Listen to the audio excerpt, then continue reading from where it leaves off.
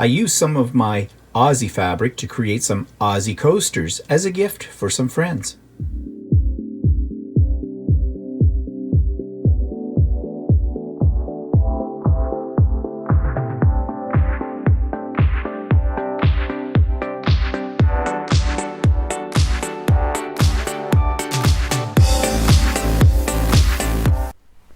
Good morning, everybody. It's Stephen here for Bland Designs, and this is my weekly vlog, number 112 for Monday, April 29th, 2019. It's hard to believe April's just about over. That went by fast. Of course, we came back in the second week of April pretty much from our trip, so I guess that's why it's gone by fast. But the weather here, if you're interested, in Canada, in Ontario, Canada, where I live, is very sunny today. I'm just looking out my window. It's about 8 o'clock in the morning. It's very sunny, bright. That's nice because we've had a lot of rain in the last few weeks. And it's probably a bit on the cool side, not sure. Yesterday it got up to, I think, about 9 degrees Celsius. For those of us here in this area, that's shorts weather, okay. May not sound like it to you wherever you are, but yeah, out here. Plus, we've all got cabin fever. We want to get out there, get our lawns cleaned up and all that kind of stuff, and you know, barbecue, none of which I do. Walter does it all. Yeah, so it's good to have servants. Not really, he likes doing that kind of stuff. I hate yard work. I absolutely hate yard work. I think that stems from when I was a kid and my mother used to make me go out and weed all the flower beds and cut the grass, and I absolutely hated doing it, and I still do to this day. My idea of a perfect yard is pavement. Paint it green if you want a little color. But anyways, let's move on. So I have a couple of things I want to show you, but the first thing, I made some coasters on my embroidery machine for my friends that came this weekend. More about that in a bit. But I don't have them anymore because I gave them as a gift to my friends because they had recently just come back from a cruise to New Zealand and down through to Sydney, Australia. And I had found these little embroidery graphics of the animals, most popular animals of Australia. And they had little names sort of embroidered right into the design of the animal. And I thought that might be a nice little gift to give them because when they were here on the weekend, we were sharing our stories about our trips to the land down under. And, you know, I like to make things for people. I've said that before, and give them things. So I did these. So what I've done is I've created a little tiny video just to show you what they look like. So I'm going to insert that right here. I wanted to show these on my vlog this week, but I can't because these were created as a gift for some friends of mine who had recently been to Australia, like ourselves. And so I created these to give to them, and they were here on the weekend, so they got them before I made the vlog. So what I did was, I knew I was going to be giving them to them, so I created this tiny little video just to show you what these all look like. And I used my Aussie fabrics, just getting them laid out here for you, and created a set of 8. So I'm very pleased with the way these turned out, and if you'd like to see how they're made, then check out the Idiot Quilters episode number 39, Aussie Coasters.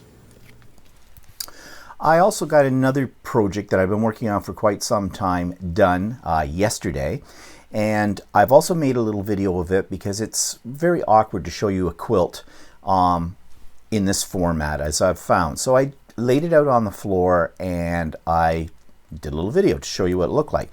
But what makes this particular quilt a little bit unique for me is I call it a grunge quilt. The reason I call it a grunge quilt is because the fabric is kind of well, not really mismatched. The colors are dark. They were scraps. Some of the fabric looks very much like some of Tim Holtz's fabrics and paper products, although this was not made with his specific fabrics. I do have some of his fabrics, and I do have them for a project that I'm going to get working on sometime. But what also made this particular one for me unique was this.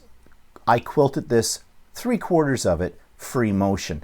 I'm still practicing at free motion. I don't suck at it. I'm getting a little bit more confident with it, but I definitely need some refining. And later today I intend to make a video pointing out the flaws in this particular quilt. You won't be able to see them on this video because I picked a thread that blends very well into the background of the quilt, and the fabrics that I used are dark, as I said, but they're also very busy, so it kind of hides my flaws in my free motion quilting. To be honest, this was a quilt I didn't think I'd ever get finished. It's not a big quilt. It's only a throw size. I wasn't thrilled with it when I started the free motion quilting, but I didn't want to have what they call a UFO, meaning an unfinished object.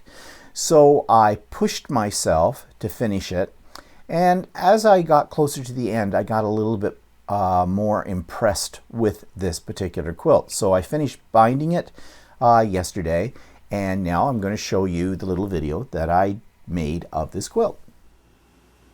Okay, so I finally finished this quilt. This quilt's the one I've been working on for quite a while, and I work on it, then I put it away, and then I work on it, and I put it away, because I wasn't that happy with it. It's a scrappy quilt, sort of. It started out as going to be a placemat, then it got into a table runner size, and then I ended up with a throw. And I did free motion quilting on this, and a combination of walking foot quilting as well, simply because I got tired of doing the free motion. But with practice, it was getting a little better. Now, I was doing very simple stuff, and I'll show you what I mean. Down here in these triangles, that's free motion, as are the wavy lines and the straight lines. It's a little erratic. Some of my points aren't very pointy, but because I used a thread that kind of blends into the background, it's really not that noticeable unless you get right up close to it and start using your finger to drag a line around. Here you can see I just did walking foot in a wavy line, and I did that in these side panels. So all the panels that have triangles in them is all free motion. The chevron type ones is just walking foot wavy lines, and I did that in the borders as well. Now here's what the back of the quilt looks like. Just let me flip it over. So I had to piece together some of my fabric to create this backing. Again, this is all made out of basically small pieces, scraps, and things like that. And I kind of call it my free motion practice quilt. But you can see on the back, you can see some of the quilting back here. Now this has not been put in the washing machine yet, and I'm debating whether I will do so. I'm not fearful that it'll come apart or colors will bleed, but it might make it puff up a little bit better too, so that would be okay. So anyways, it's done. So those were my latest projects. Now I can move on to, well, I've got two more projects that are unfinished. One is my redo, they call it the redo log cabin when I took the class. It's turned out really nice. It's all layered, it's ready to go for quilting. I just have to decide what kind of quilting I'm going to do on it. I am taking in a few weeks' time, well in June, Walter and I are taking a course in long arm quilting. And after that, then we'll be able to go to this place where we're taking it, and we'll be able to rent the machine and do whatever we want to do when we want to do it, so to speak. But you have to take the certification course first, and that's what we're going to do. So I was thinking of saving that quilt that I already mentioned for long arm quilting, but I don't know if I can because I've already layered it, and I know that usually when you layer a quilt and you're going to put it on a long arm, you have to make your backing and your batting much bigger than what you would normally make it if you were going to do it on a domestic machine. So I'm not sure if I have enough extra on there to mount it onto a long arm or not, but I think I'll find out once I take the course. But I may not wait for the course. I may just go right ahead and quilt it on my domestic machine. We'll see. And then I have the quilt from hell, as I call it. Remember the course I took? I think I've showed you pieces of it. It's the one that has over 400 2-inch little half square triangles in it. Well, all the blocks are done. Now I have to start assembling it, putting in the filler pieces and then the borders. I'm a little bit afraid, especially with the borders because they're mitered. And I've never done mitered borders before, But I know there's lots of resources on YouTube and places like that that will show me how to do it. I just have to get to it. But I've been procrastinating on this particular quilt. It is a gorgeous quilt. It will be a gorgeous quilt when it's done. And I think that's why I'm procrastinating, because I'm afraid I'm going to blow it. But you got to get out there outside of your comfort zone and just push on, and I will. And I've got a whole ton of other projects I'm dying to get at. That's the problem in anything that you do, really. That's a creative arts kind of thing. You know, you start on one project, but then suddenly another one catches your eye and you start working on that. Then another one catches your eye, and before you know it, you have all these unfinished projects. And I don't like that. I don't like having unfinished projects hanging over my head. It gives me stress. So I just got to get down to it and at it. So let's move on to the YouTube channel of the week. This one I stumbled across. It's called Treasurie. It's an eclectic little YouTube, but it's filled with lots of creative ideas. So here's the video for that. The YouTube channel of the week is called Treasurie. And this is one really meant towards people who do a lot of sewing, but there's some craft ideas in here as well. If you want to learn some quick tips on how to do like mitered corners, make a pillow slip, things like that, this site's for you. It also has some really cute ideas like DIY wrist straps and baby skirts and Scotty purses, as she calls them, and even a hair scrunchie as well. So although this is more for those of you that like to sew, you may get some ideas here as well that can extend into other craft areas. So that's Treasurie. So the link for that YouTube channel is in my notes below, as is our latest Stephen and Walter Live. And I'm going to come back to Stephen and Walter Live in a moment because it's related to something else I want to talk about today. I've also got the book of the week listed down there, and a new episode, very short episode of the Idiot Quilter. It's about the Aussie coasters. And I show you basically little piece of the embroidery process on those, if you're interested in that. That's a very short little video. I think it only runs about 3.5 minutes. So something I haven't discussed in quite a while with you is persons of interest. Now, I think the last person of interest I did was when I met up with Sue Manning in Cairns, Australia, and was able to do that interview with her at the Botanical Gardens. Well, I would love to be able to feature other people who are regular viewers, or even if you're an irregular viewer. I'd like to feature you. I've said it before, don't be shy. You know that I am not going to do anything that will embarrass you, and I will not say anything that is negative. Okay, I just appreciate the fact that you want to share your art and yourself with me. So I've got my suggestions in the show notes below about what I'm interested in for a person of interest, and I hope you'll consider it. Really, don't be shy. Everybody deserves their 15 minutes of fame in whatever form. Actually, I kind of believe in that adage, except I believe it's not 15 minutes, it's many 15 minutes in your lifetime. Okay, I look at it that way. So come on, be a star. Send me stuff. All right, what's pissing me off this week? Okay, I'm not going to get into the fine details of the situation I had last week with my internet and telephone provider, Bell Canada. I did explain that in Stephen and Walter Live, and if you're interested, you can check that out. However, here's what I'm going to rant about. Long story short, I needed to switch out my old modem for a new modem. Should have been an easy task. That little easy task took 7 different agents, 2 executive representatives of the company, and 5.5 hours of my time sitting in chat mode in front of my computer, not moving. Needless to say, it shouldn't have. Service sucked. I didn't start to get any service until I got one of the upper echelons. And the reason I wasn't getting any service is because of what this company, Bell Canada, and what other companies like Bell Canada do. And this is one of the plagues of our modern existence. Okay, let's talk about Bell Canada first of all. For those of you who don't live in Canada, they are our major telecommunications company. They're an internet provider, a television provider, a telephone provider, a cellular telephone provider. We really only have two major companies in at least Ontario, but pretty much Canada, that we can deal with for those things. It's either Bell Canada or Rogers. There's a few other smaller ones. Some of them are actually connected to both of these. They're just under different names. Point is, it's almost like a monopoly. And we have no choice. They can stick us whatever they want to charge us because really their competition is limited.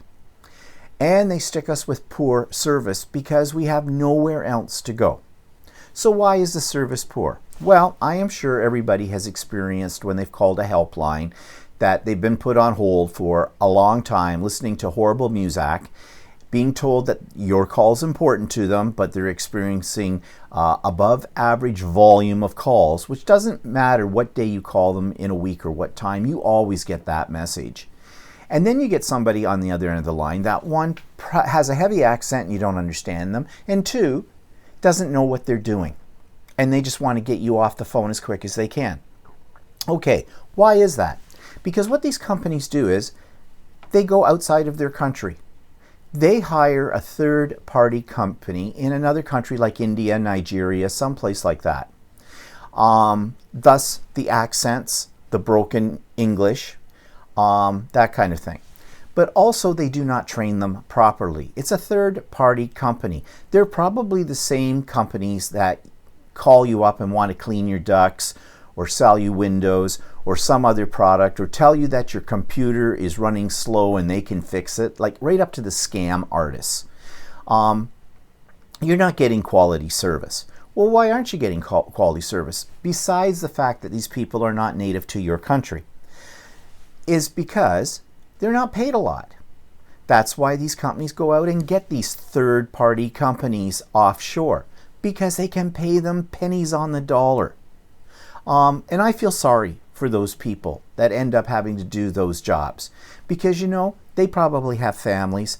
They probably need to put food on the table, clothe them, shelter them, all that kind of stuff. And they're making next to nothing, but it's a job. And in some countries, jobs are scarce. I mean, first world problems for us, but for them, real world problems. Okay? So this is what you get. But nevertheless, I am a paying customer. I pay a lot per month to get my internet and my television and my phone and all of that. I pay, with taxes, almost $230, $240 a month. Okay? That's a lot. That's a big chunk. But as I said, I have no alternative because there's no competition for this, at least in Canada. Now, in the United States, I think it's a little different. I think there's a lot of companies out there, and so they become very competitive. I know, like for example, cell phone rates in the United States are a lot cheaper than Canada. In fact, Canada has the highest cell phone rates, or close to the highest cell phone rates in the world. And why is that? Because we only have two basic companies to deal with, so they gouge us. But I digress. Let's get back to the customer service. So, you can't understand these people, and that's why I do it in chat mode on Bell instead of phoning them, because at least when I do chat mode, they are typing in sort of English, and for the most part I can understand what they're talking about, although the English, depending on whoever the individual is at the other line, tends to be a little broken, but I can understand it much better than when I have to talk to them on the phone. Also, I have found the service is a little faster on the pickup for some reason, although that wasn't my experience with my 5.5 hour trial with Bell in the past week. Okay, so what pisses me off about this is these companies don't care. They don't give you any service, and yet in their advertisements, at least for Bell, they say, we pride ourselves on giving excellent service, and they say that everywhere. If sitting on a computer for 5.5 hours going through 7 different agents, one of those agents actually hung up on me, and I was being nice. They just either hit the wrong button or decided they couldn't handle my problem. They didn't want to deal with it, and they hung up on me. And then I had to start all over again. So, you know, excellent service. Is that excellent service? That's not excellent service in any stretch of the imagination. But they try to make you believe that that's the best out there. Whoa, if that's the best, what's the worst? Well, that's the worst too. So I'm really pissed off at that because I'm paying them a lot of money. I expect value for my dollar. Who doesn't? And the other frustrating thing about the whole matter is they can take the simplest problems and make them into a major, major tragedy. Why do I say that? Well, from my experience in the last week, this is what I want to do. I have a modem that runs the television, my internet, blah, blah, blah. I've been having problems with it lately. I have a lot of equipment that runs wirelessly in my house. A lot. Probably more than the average user. I get that. That's why I pay the big bucks to handle all of that. That's fine. I want to exchange that modem for a better modem. Now, Bell Canada has stores with their equipment in them. You should be able to just go into the store and say, hi, I want to exchange this for that. That's what I thought would happen. Sure, maybe Bell at central office has to authorize the store to do that. I don't have a problem with that. In fact, I phoned a Bell store and that's exactly what they told me I had to do. Great. But no, it wasn't that simple. And it was because the people on the other end of the line, one, didn't know what they were doing. Two, we went off the script. Oh yes, they have a script in front of them on their computer. And it's probably like a flow chart. If the customer says this, go this way. If the customer says this, go this way. And then it branches out from there. But as soon as you ask something or say something or want to do something that isn't in that chart, they don't know what to do with you. And what they often do is put you to another level, which is just another person sitting right next to them that doesn't know any better than they do. You're getting the royal runaround. Okay? And that's frustrating. The other problem with their service, besides their little scripts and people not knowing what they're doing, is the programming of their system. I ran into a problem with each of these individuals because according to their records, what they were looking at on their screen, their little database, I already own the modem that I want to switch to. I didn't. Again, I explain that in more detail in Stephen and Walter Live. If I start explaining it now, this video is going to be as long as Stephen and Walter Live. So, they can't get into the system any further. It's locked out. They don't have the authorization. That's why, after going through 7 agents, I finally got in contact with somebody that did, an executive or something they call them, that did have the ability to override things in the computer program. So that's done. The third problem is their training. They don't get any. They don't get any at all. And it's apparent with that. They just say, okay, they probably give them a little pamphlet and say, here's what you're going to do. Welcome to the company. Blah, blah, blah, blah, blah, blah. Have a nice day. Drop dead. So, bottom line of all of this is, we, the consumer, are screwed again. All because these companies want to make the big bucks. The amount of money that Bell Canada makes, the profit, is tremendous. It is more money than anybody ever needs to make. It's like the banks. The banks in Canada make a huge profit. And their main goal is to make more profit. It is not to provide excellent service. And when Bell Canada says they're providing excellent service, no.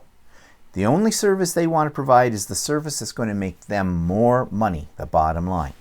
So, what can we do? Nothing. Well, I spent 5.5 hours on the phone. I did get some compensation for my time, but I shouldn't have had to jump through flaming hoops to get a simple problem solved, and I shouldn't have had to felt that I needed to write a 3-page letter of complaint to the company, which they did respond to, and they gave me 1 month free on my internet, which is about $94. And then, and here was the ironic part, and this is what I mean about the big profits, okay? At the end of my conversation with Juliana, who was lovely, customer service relations person, someone who spoke English well, somebody who knew what she was doing, and the whole bit. I pity her having to deal with that kind of job because I was nice. I was diplomatic. I was nice. I didn't swear at her. I didn't jump up and down and scream. I didn't threaten to, come to her home and burn it to the ground, anything like that. I was very reasonable. I was very logical. I can be sometimes, okay? I know you probably don't believe that, but I can. So at the end of it, she said, oh, and by the way, I'm looking at your bundles, meaning what I've got. And she says, I think we have a few promos going on right now. Would you like to hear about them? Well, every month they call me up with a promo. And it's always supposed to be saving me like $20 or something. Most of the time, you might save $20 on this service, but your other service has just gone up. Or there's, conditions, special things that apply to it, whatever. So my first reaction was just going to say, no, I'm really not interested. And then she says, well, I can save you some money. And I thought, what the hell? She's on the phone. Let's listen. Glad I did. And this is what I mean about the big profits. She managed to reduce my phone bill by $27 a month. She reduced my internet bill by $32 a month. She offered me their little television station, which costs $10 a month extra on top of your fee, for 12 months free. The first two things on there, the phone and the internet, are for lifetime at that price, unless I decide to change my package, which could happen down the road because who knows, they'll probably come out with something that sounds better. But for now, that's pretty good. And then this other thing with their crappy little televisions, and it is kind of crappy because we have subscribed to it off and on over time, Crave. But it does have a couple of shows on it that we enjoy, and they're the only place we can get them here in our area. So like The Handmaid's Tale, Star Trek Discovery, Letterkenny, if you know what that is, those kind of things. So I'm getting it free for a year. So she basically reduced before taxes my monthly bill from $214 to $144. That's pretty good. That's about an $80 saving. So I had threatened to send my letter to the government regulating body of their business. It's called the CCTS, I believe. She didn't like that when I had said that in the letter beforehand. Quite frankly, that government body I think is pretty much useless. It's just to make, again, consumers think that they are getting something. But I said to her, well, I guess I will, along with that credit you've given me for 1 month on my internet, I guess I'll consider that compensation, and I'm not going to send the letter. I sort of heard a slight sigh of relief. Because really not because she was worried probably about the CCTS's reaction to it. She was probably more concerned about how her employers would react if somehow the customer actually did that. Like her job is probably, or it's going to probably have a negative reflection upon her abilities to do her job. Whatever. So, okay. I got my new modem. It's running fine. I got these discounts. That's good. All right. We go from there. But I am sure it's not going to be the last time I'm going to have to deal with this company, and I'm sure it's not the last time I will be frustrated by customer service with any company, because that's just the nature of things, and that's what pisses me off. Okay, let's move on. I don't have any new products to show you this week, but I did order two things that's supposed to arrive today. One is a new iron. Now you're going to say, why do you need another iron? Well, it's a travel iron, but I saw it, a group I belong to called the Quilter's Way. You've heard me mention this before. We were talking about irons in one of our live communication broadcasts, a Zoom meeting as it's called. And the person who moderates that, she was showing us this travel iron, and it looks pretty good. Now I have a little travel iron that I use like when I go on sewing retreats and things like that. And I really like it. It does a really good job. The only problem is with it, the handle gets really hot on it. Well, actually, it's the surface of it, the way it's designed. Your knuckles kind of get down onto the top of it, and it burns. But I thought I'd give this other one a go. And the price wasn't bad, so that's supposed to be coming today from Amazon. Then I did sort of an impulse buy, an expensive impulse buy. I bought a new microphone. I have, what I'm wearing right now, You've probably heard me that. This is what I use as a microphone. I bought this for $20 off of Amazon about a year or so ago. It plugs into my iPad, and it's a pretty good little mic. But they have these bigger ones that are much more professional. The sound is supposed to be richer, deeper, all that kind of thing than these little ones. And I've thought about it for quite a while. It's almost $200. I bought one. It comes today. Now, I'm a little worried now, though, about it because it's a USB mic. It's one that sits, big cone kind of a thing, and it sits on a stand. It looks like, what they use in radio stations, that kind of thing. But it plugs into your computer with a USB port. But I would use it primarily with my iPad, which I'm using right now. That iPad has like a stereo headphone plug kind of a thing to run this microphone. So I did look online for conversion adapters, and you can get them. I didn't order any because I think I can get them right out in the places that are located near to me in my area for that kind of thing. What I got thinking about is the power source. See, a USB gives you some power, right? I'm wondering how that works when you plug it into an iPad. I'm not absolutely sure. So I might have a very expensive new piece of equipment I can't use. Well, no. Worst case scenario, I can send it back to Amazon. That's one thing about it. But we'll see. So I'm a little worried about that. But when it comes, so probably next week, I'm hoping that by next week I can actually use that microphone for these videos and other things. So we'll see. Okay, moving on. Book review. I've been on a quilling kick, as you know. And so here's another book that I have about quilling. This one's called Quilling Techniques and Inspiration by Jenkins. And again, this has got lots of ideas, lots of pictures of things you can do, very inspiring, detailed instructions that are all, you've got the text and you've got little photographs to show you how to do things. These are very elaborate that are in this book. So this is the next level up if you're just starting quilling. But lots of great ideas in here as well, and would work excellently as a companion piece to those other two books I've shown you already. Now, what's the cost on this? It says on the back of this, doesn't give a Canadian price, it says $17.95 US. And it also has £8.99 UK. So I suspect this book was probably published in the UK. Let's see here if I can see something called Search Press. And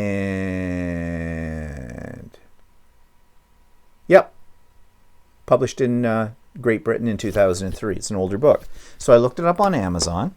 And on Amazon, here's the kicker. Not a cheap book.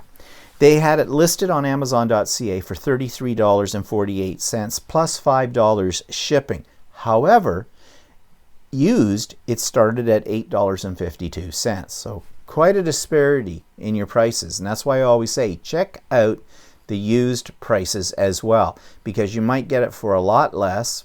And I have bought many books used from Amazon, and in every case, they've been like they were brand new. They weren't marked up or anything like that. So it pays to, especially for these kind of books that you're going to use as reference, you're not going to have it out every day. So a used one will probably work just as well. And at that price, like, what's that? $8.52 opposed to $33.48. That's about a quarter of the cost. It's probably worth it. So again, that book is Quilling Techniques and Inspirations by Jenkins, and I've got the link to Amazon listing for this in the notes below. Okay, let's have some coffee and move on. So that takes us to my little mini series that I've been doing with the iCraft kits. And I've got the second part of the Photofolio scrapbook, and this time I'm showing you how I'm starting to decorate it. So now I'm at the stage where I've got my photo album already folded up, and all glued in. And then I realized something about this before I decorate it. Since I've already attached the pockets and everything to it, it might make it a little bit difficult to actually decorate it. I mean, I can cut the paper and get it down so far in here and whatnot, but I don't want to do that. That's really fiddly. So luckily, I have a second one right here. Now these, I have not scored the lines or put them in yet, but my idea here is I'm going to take a piece of Tim Holtz paper and I'm going to cut out the pieces that I need to stick on each of these before I start adhering the flaps and things like that. Now, I've already put this into my Cricut Maker. I designed all of the inserts according to the sizes, and on the back of the package you can see they list the dimensions of all the sizes that are here as well, or of each of the pieces. So you could do this with using your paper cutter, but I decided to design it in my Cricut Maker, and I'm going to cut it all out in one fell swoop. Now for this I'm going to need 2 pieces of 12 by 12 cardstock, and I've got my first one already mounted on my Cricut mat, and I'm going to take it over to my Cricut. I'm going to cut them out, and once I have all the pieces cut out, I'll come back. Okay, so I've cut out all my background pieces here, and what I need to do is a couple of things. You'll notice that some of the corners on some of these pieces do have rounded edges, so I've got out my quarter rounder for this. I have cut each of these pieces down so that I'll have about 1/8 of an inch of a border all the way around each one, and in order to make them each stand out, I am going to apply some ink to the edges. So I'm going to start with the first one to give you an idea of what I'm going to do here. I'm not going to film the entire process because I think it's going to get a little bit redundant. And I'm using Stays-On ink, maybe. My ink pad, I think, might be a little dried up. Oh, actually, the first thing I should do is round my corners, because this piece has rounded corners.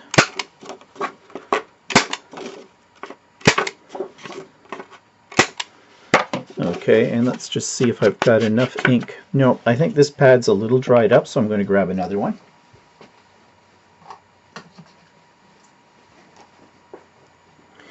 And actually, yes, I am going to use Stays-On because these are going to be handled, and if I use the Distress inks, there's a possibility the moisture from somebody's hand could come off onto the ink and smear it, because it is reactivated with water or moisture, but with Stays-On it is not, because it is a solvent ink.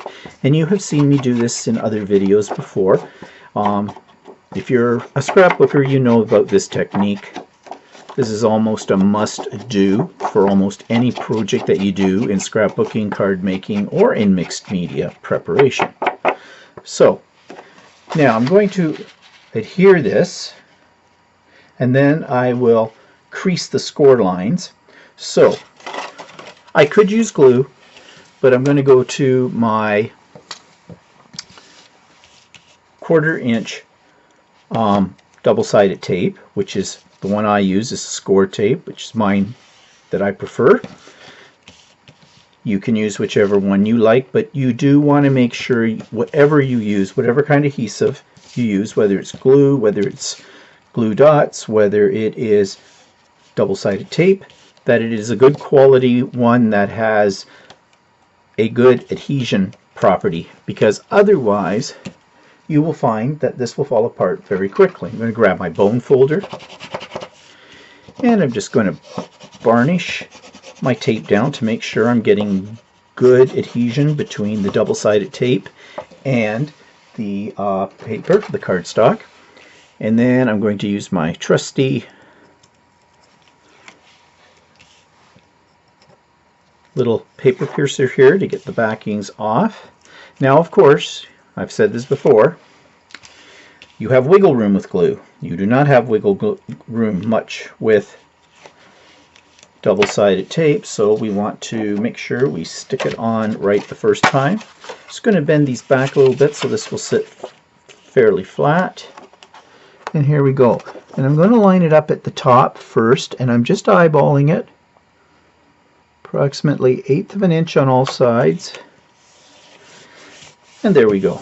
If it goes off a little crooked, remember this is background. When you finish embellishing it, no one's going to see it. Now I've got the problem though, this is a pretty stiff piece of paper, but I have the score lines and they're on the back now. And I probably should have cut a piece for the back. I didn't think of that at the time. Okay, we're going to go back and do that. We'll do that off camera. I won't bother with it right now. So I'm just folding it along each score line, and I'm just gently bending it to get it to conform to that, because now I'm basically folding two pieces of heavy cardstock.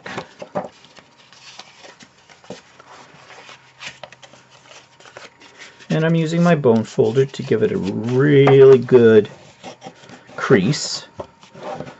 Of course, when this is finished and the more use it gets, the more these creases will bend very readily, but at first it's going to be very, very stiff.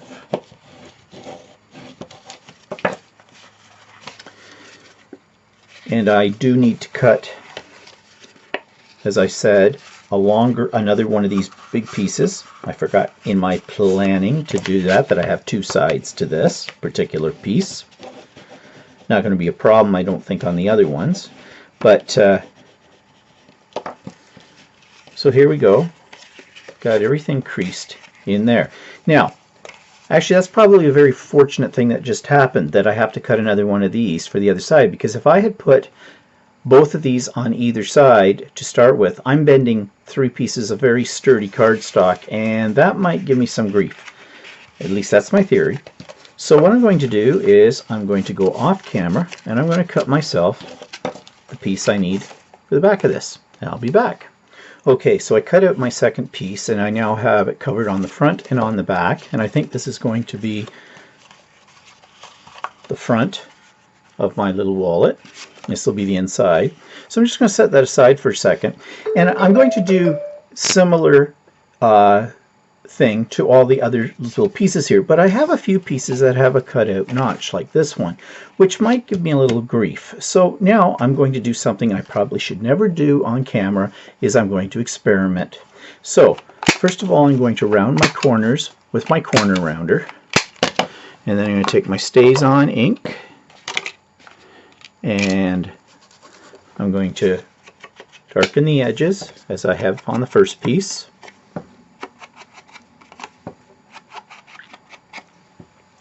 And then I'm just going to line this up, and I'm going to have 1/8 of an inch, but you see it's going to cover up that hole. But I can just take it, I could flip it over and just trace that out and take my scissors and cut that off, or I've got this little device here for making a thumb notch. So what I'm going to do is, rightly or wrongly, I'm going to take this and I'm going to put my double-sided tape on all the edges.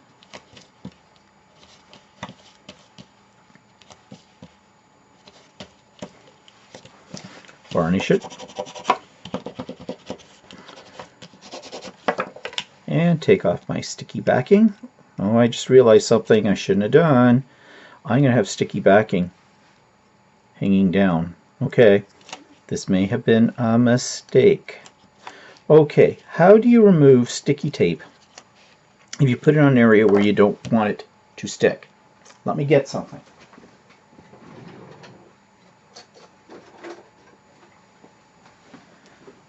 This is a well-used art eraser. It's actually meant for removing sticky. So I'm just going to take this and I'm going to peel, and I don't know if you can see this on camera, but what it's doing is it's rolling it up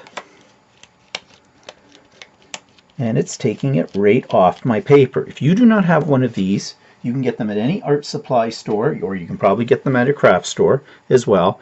And they're called, I think, they're either a gum remover eraser or just an art eraser, something like that. And it does a really great job of taking off double-sided tape. Okay, so I don't have any along there because it would go across this and cause me grief.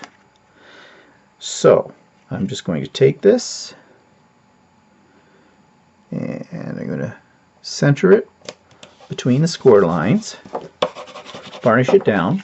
Now there we go, we have it. Now I haven't folded these under yet for sticking it on, but now I've got this on the back.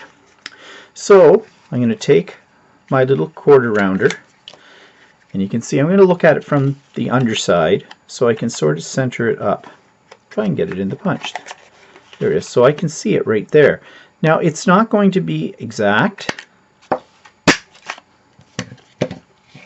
but that's okay. I don't mind the way it looks there. If that bothers you, then go ahead and cut it out.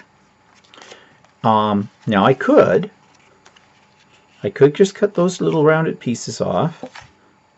That might make it look a little better. So I'm going to do that. I'm going to take my scissors, and I'm just going to trim this overhang that's here. If you can see what I'm talking about. The overhang.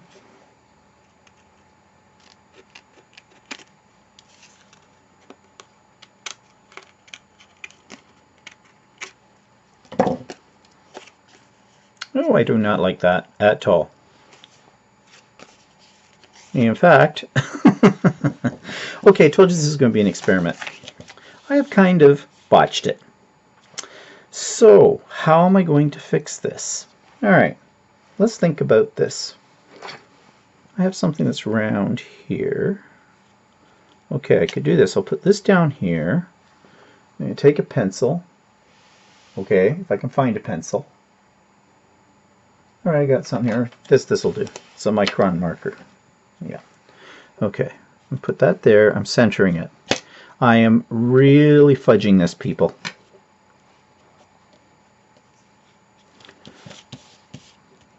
Okay. I don't know if that's going to work. I think I'm going to do it freehand. Okay, let's see. Just trying to even it up here. I don't know if I've done this well or not.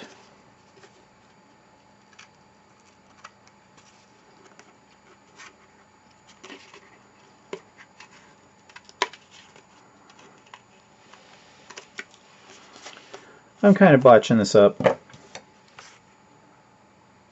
Yep, I've botched it. So, how am I going to fix this? I'll be back. Okay, I'm back. I tore this piece off, reapplied tape to it, lined it up, and now to make this a little bit more even, I got out a large circle punch. I think this is a 2-inch circle. I'm going to turn it upside down. I'm going to put this in here, kind of eyeball it.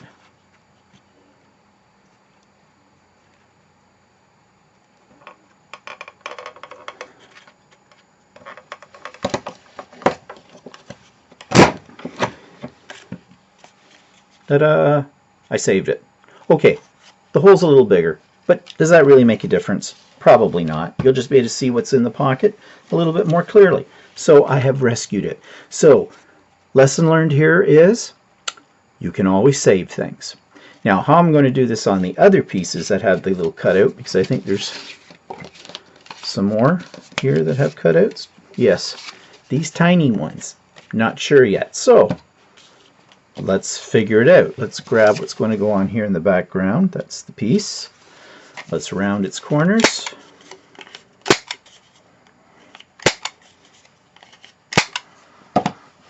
Let's add a little shadow.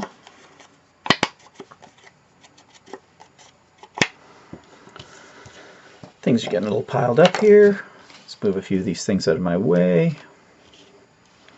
And let's take some tape.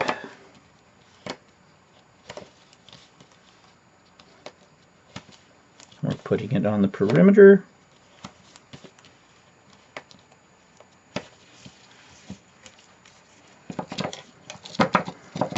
Varnish. Peel it off. Oops. I'm a messy crafter, people. Let's stick it on. Okay, now what am I going to do with this? Well, I think we can use the little half circle tab one here on this. Just going to line it up, Try to get those little points. I know this is very difficult probably for you to see on the camera. Presto. Looks very much like the other one. Okay. Problem solved.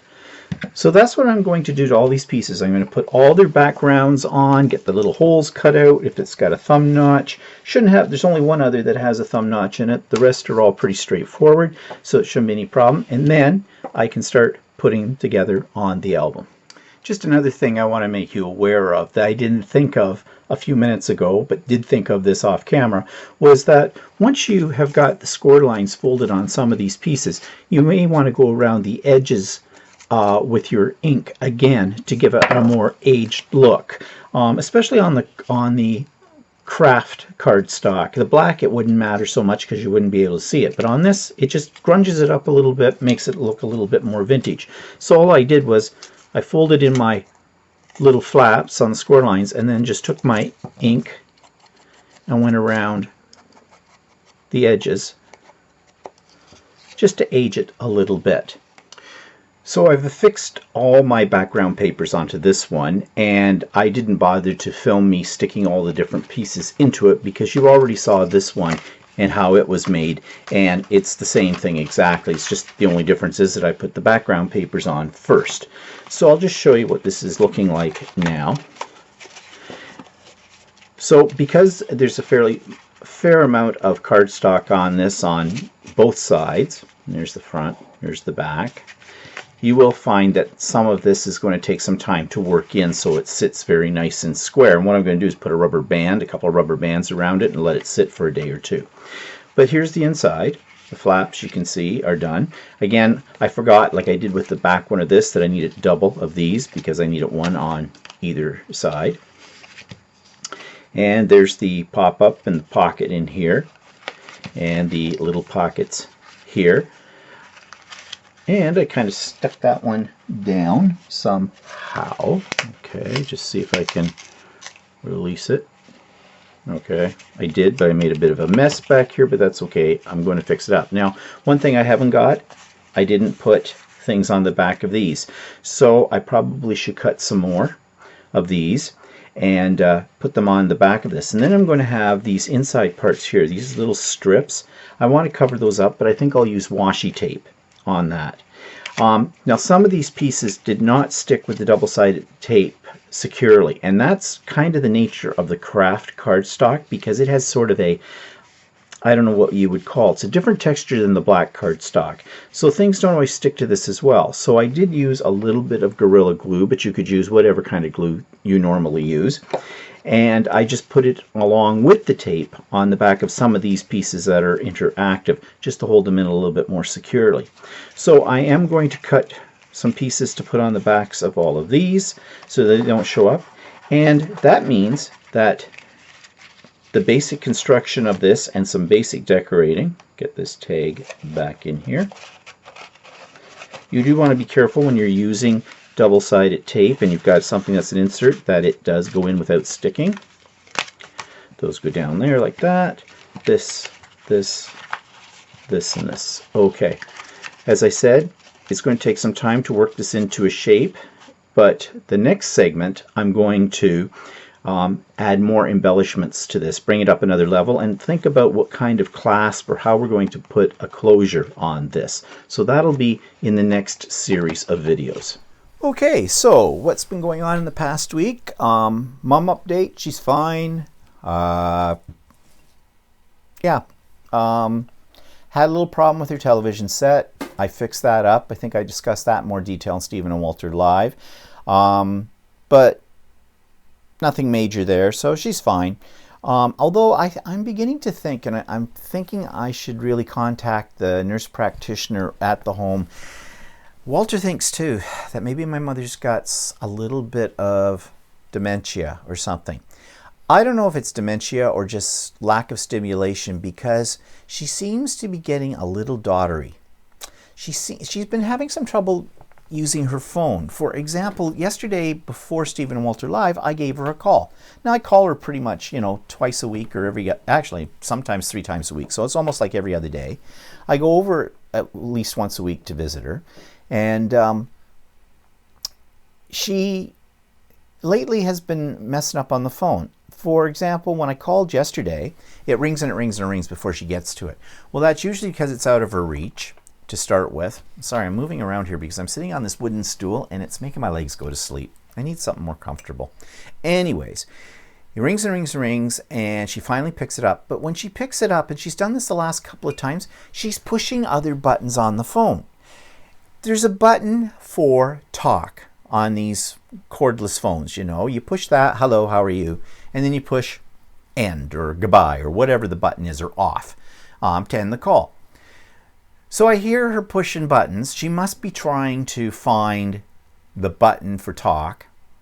And then the phone goes dead. Then I call her back and I get a busy signal. I called her back 15 minutes later. It's still a busy signal. The phone is off the hook. She didn't hit the off button, and there we go. Now, I've talked to her about this and I've shown her how to do this, and she was fine. But it's just been the last couple of weeks I've noticed this is happening more often. In fact, she said to me that when the phone rings, she just freezes. She gets very nervous and uptight about it. And I'm thinking, oh, this is new. So I think maybe I should give a call over and just ask if, you know, how things are. I'll wait till after I go over and see her tomorrow. And I'll just mention to her, you know, Mom, are you having trouble with your phone? Like, what's the story here? But what I said is, this is maybe not so much dementia. She's pretty young to have, well, you can have dementia at any age, basically. But something's not right. So I need to check it out. And it could be lack of stimulation. They have lots of activities there, but I'm not really sure how often my mother's participating in things. I think she's just sitting in her room staring at her TV set. And that's not good. I can't do much about it. You know, it's her choice. But when you don't have much stimulation, your brain just sort of shuts down and you go numb. And the things that you used to do all the time, I think they start to slip away. And that's scary. That's really scary. So yeah, I need to investigate that. Okay, moving on. We had Easter dinner at my sister's, and that was great. My sister did lamb. Yum, yum. I like lamb. Didn't always, but in the old days it was mutton. Now it's, you know, really nice lamb that comes from all over the world. In fact, we had Australian lamb, and it was great. Walter wasn't thrilled. He's still not sold on lamb that much. But she had that, and it was a nice little affair. My nephew and niece were there. My nephew was home from university. He's going to graduate in June with his degree, and my niece, she's working now. She's already graduated. And my sister's in-laws were there too. Well, my brother-in-law's mom and dad, and I know them very well. And in fact, I used to work. My brother-in-law's mother was a teacher, and there was a point in time when we were both teaching at the same school. So that was nice. It was just very pleasant. And then we had visitors this past weekend, as I already mentioned, our friends from Toronto that we only see about twice a year. And they came down, and it's always a good time when they come down, even though there's like, well, actually, we haven't seen them in probably about a year. Again, Walter reminded me of that, and I was thinking, well, no, we just saw them back in the fall. And he says, no, that was a year ago. And I went, whoa, how time flies. So, but it's like no time has flown by when we get together with them. You know, we catch up on everything, and it's great. And so that was very nice. So overall, the weekend was busy but pleasant, and I got a quilt done. So, fit it all in. And what's coming up? Okay, this next weekend coming up is something exciting. My local scrapbooking store, Class Act, which you've heard me mention before, is having a weekend crop starting 5 o'clock Friday night until I think 10 o'clock that night, and then all day Saturday and half a day Sunday. And I'm going. Now, I'm not as enthused about doing that kind of stuff like I used to be, mainly because of the quilting. But this will give me an opportunity to work on some more of those iCraft kits, which I've been doing the videos about. And I intend to do more of those as well. So that's what I'm focusing on over the weekend. I'm just taking the supplies I need to work on these kind of things. And if it's like any of the other crops that I've been to before, I almost called it a crap. That's what Walter calls them. Oh, you're going to a crap. It's a crop. I don't get as much done as I think I'm going to get done because it's social, very social. But it's the first one that Class Act has ever had. And it's got about 30 people. She sold out. And it's going to be nice. And it's here. It's local. It's not far from where I live. So, you know, I'm not having to go out of town, get a hotel room and all that kind of thing. So, yeah, I'm kind of looking forward to that. And all the ladies that are in my art journal classes that I run once a month, a lot of them are going to this too. So we've decided as a group we're all going to be sort of sitting together, and we're actually going to promote mixed media, because a lot of the people coming to this crop are card makers and scrapbookers and are afraid of mixed media. And so we're going to try to show them that mixed media is just an extension of what they're already doing, and that's a lot of fun. And we're hoping to have a little table set up where we're each going to bring a couple of mixed media projects that we have made that we personally like and set them up as a little display so people can see what they're doing. And drum up a little bit more business for the store as well. And I guess that would be business for me for teaching the classes. Not that I really care about that, because I don't. I mean, it's not like I'm making major money on something like this. I'm not. I just enjoy the ladies that come to my classes. I wish more men would do this. I really do. But what is it? Men just don't. It's not a woman's thing, and it's an anybody's thing. But men just don't seem to get into it the same. So yeah, so at this crop, I will probably be the only man there. Now, I know that Carol, who's the owner of the store and who's setting this all up, her son, Richard, he's coming because she's going to run a shuttle. He's going to drive people back and forth from where we're having the actual crop to her store when people need to pick up supplies and things. And it's only a couple of blocks away, so he's going to be the shuttle driver that weekend for that kind of thing. But basically, I'll probably be the only man. No big deal. I know most of the people will probably be at that crop anyways, through classes or shopping, whatever.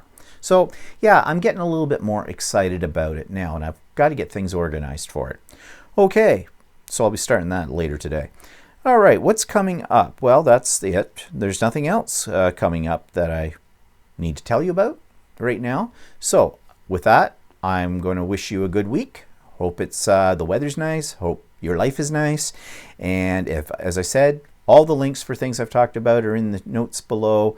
And we'll see you next Monday for the vlog, and next Sunday, Stephen Walter Live. Even though I'm going to the crop on the weekend, it will still run at its usual time, 4 o'clock p.m. Eastern Standard Time. So we'll see you then in one way or another. Have a good one. Bye-bye.